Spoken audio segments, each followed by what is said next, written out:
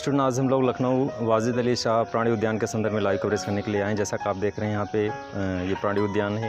यहाँ पे विविध प्रकार के जानवर यहाँ पे रखे गए हैं और यहाँ पे अलग अलग उनका जो है घेरा है उसमें जो है बंद किया गया है, जिससे लोग देखने आते हैं दूर दूर से। तो आज हम लोग प्राणी उद्यान के संदर्भ में लाइव कवरेज करेंगे। इसका प्राणी उद्यान का नाम वाजिद अली शाह के नाम पर रखा गया है, वाजिद अली शाह प्राणी उद्यान के नाम पर। और जैसा कि आप देख रहे हैं यहाँ पे टॉय ट्रेन भी है। टॉय ट्रेन को दिखाएंगे, कैमरे घुमा करके दिखाएंगे किस तरह से टॉय ट्रेन है। जानते हैं 1921 में इसकी स्थापना की गई थी। और प्राणी उद्यान या चिड़ियाघर जो स्थापित किए जाते हैं वो जीव जंतुओं के रक्षा करने के लिए किए जाते हैं, उनको विकास को बढ़ावा देने के लिए किए जाते हैं और इसके साथ साथ मानव और उनके संबंधों को भी बढ़ाने के लिए किया जाता है। जैसा आप जानते हैं जीव जंतु जो होते हैं उनकी प्रकृति को समझने के लिए, उनके हाव भाव को समझने के लिए, उनके किस तरह से उनका कैसे वन में रहते हैं वहाँ पे तो जा नहीं सकते आम लोग, लेकिन यहाँ पे उनका घेराबंदी किया रहता है और घेराबंदी में आम लोग जब आते हैं तो उनके हाव भाव से परिचित होते हैं। तो प्राणी के संदर्भ में जो स्थापना की गई सरकार को उद्देश्य, विविध उद्देश्य होते हैं स्थापना के वजह लास्ट में इसके हम भी डिटेल में पूरा देंगे। हम लोग लाइव कवरेज पहले कर लेते हैं, उसके बाद लास्ट में आपको डिटेल मिलेगा। चलिए स्टार्ट करते हैं। बहुत सारे जानवर यहाँ पे हैं, जीव जंतु पाले गए हैं और उन्हीं के संदर्भ हम लोग लाइव कवरेज करते हैं। तो जैसा आप देख रहे हैं यहाँ पे टॉय ट्रेन, अभी यहाँ पे लोग आए नहीं हैं, अभी जब स्टार्ट होगी तो उसका लाइव कवरेज आपको दिखाएंगे। तभी अन्य चीज़ों को दिखाते हैं किस तरह से कौन कौन से जानवर हैं और कैसा यहाँ की क्या स्थिति है।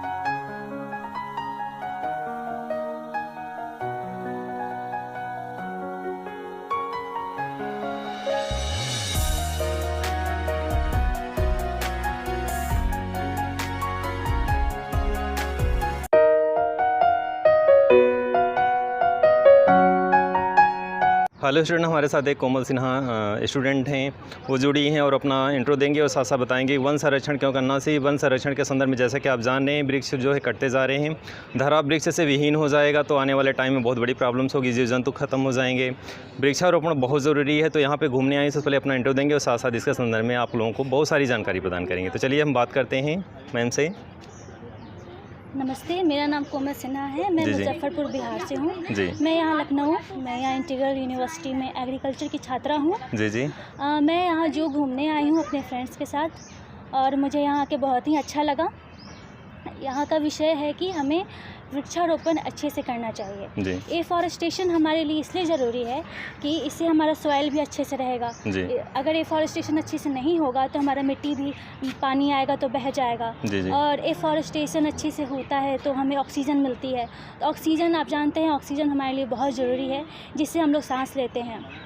और जंगल के जितने जंगली जानवर हैं ये सब जंगल में ही आते हैं। जंगल में जैसे कि यहाँ का शेर देख लीजिए कितना पतला दुबला है ना। अगर जंगल में रहेगा तो वही स्वस्थ रहेगा। तो कुपोषण का शिकार है, कहने का मतलब उसे एक कैदी के रूप में रखा गया है ना। तो सरकार जीवों का संरक्षण तो कैदी के रूप में कर तो रही है, लेकिन उसके पीछे आपको एक मैसेज देना चाहती है कि वृक्षारोपण करें, पेड़ पौधे ना काटें, ज़्यादा जानवर को भी बचा कर उसे अच्छा प्रोटीन वाला खाना खिलाएं। मतलब यहाँ के जो जानवर है बहुत ही पतले दुबले हैं। और हम लोग जानते हैं कि चिपको मूवमेंट एक मूवमेंट था जिससे हम लोग को पेड़ को बचाया गया था। ये जो अभी सुंदरलाल भगवाना ने, तो जैसा कि आप जाने उत्तराखंड से स्टार्ट किया गया था चिपको आंदोलन। उसका बाहर एक लंबा बैकग्राउंड है, उसके लिए अलग से वीडियो बनाएंगे। तो इस तरह से चिपको आंदोलन मतलब मीन्स एक अभियान चलाया गया था वहाँ के किसानों के द्वारा कि पेड़ पौधों को बचाया जाए, इसलिए पेड़ों को चिपक जाते थे जिससे पेड़ पौधे वहाँ के ठेकेदार जो काटते थे वे ना काटें। बहुत अच्छा मैसेज मैम दिया। आने वाले स्टूडेंट के लिए आप क्या मैसेज देना चाहती हैं? मैं ये कहना चाहती हूँ कि साल में कम से कम 5 पौधे, जैसा कि मैं भी अपने घर में हमेशा पौधे लगाती हूँ। मेरे पापा मुझे हमेशा प्रेरित करते हैं कि पौधे लगाओ, जिससे हमें ऑक्सीजन, हमारे आसपास अच्छा इन्वायरमेंट रहता है। जैसे जानते हैं कि जहाँ पे पेड़ पौधे नहीं लगा रहता वहाँ पे हमें कितनी गर्मी लगती है। तो हमें पेड़ पौधा लगाना चाहिए और हमें पेड़ को संरक्षित करके रखना चाहिए और साथ साथ जानवर को भी संरक्षित करके रखना चाहिए। तो डियर स्टूडेंट, बहुत सारी जानकारियाँ आपने दी, इसके लिए आपको बहुत बहुत धन्यवाद। हेलो स्टूडेंट, हमारे साथ एक आकाश सिन्हा सर हैं, रिसर्चर हैं, और ये सबसे और ज़्यादा बेस्ट जो है आपको एक्सपीरियंस बताएंगे अपना यहाँ पे आने का। तो चलिए सर से बात करते हैं। आकाश सिन्हा सर हैं और ये रिसर्चर हैं। एक रिसर्चर स्कॉलर जो होता है, जानते हैं सभी क्षेत्रों में काफ़ी जो है एक्सपीरियंस उसको होता है। तो उसी के संदर्भ में सर से बात करते हैं। सर, वृक्षारोपण के संदर्भ में आप यहाँ पर उद्यान में घूमने आए हैं, तो जैसा आप जानते हैं उद्यान एक मॉडल है, लेकिन सभी लोगों को एक मैसेज दिया जाता है इसके माध्यम से कि आप वृक्षारोपण करें, वन संसाधन बचाना है। अगर वन संसाधन नहीं बचेगा तो इस धरा पर वृक्षारोपण अगर खत्म हो जाएगा, लोग वृक्षों के प्रति जागरूक नहीं होंगे तो जीव जंतु खत्म हो जाएंगे, हमारा इकोसिस्टम प्रॉब्लम्स क्रिएट करेगा। तो ऐसे कंडीशन में आप अपने संदर्भ में क्या व्यू देना चाहते हैं आकाश सर?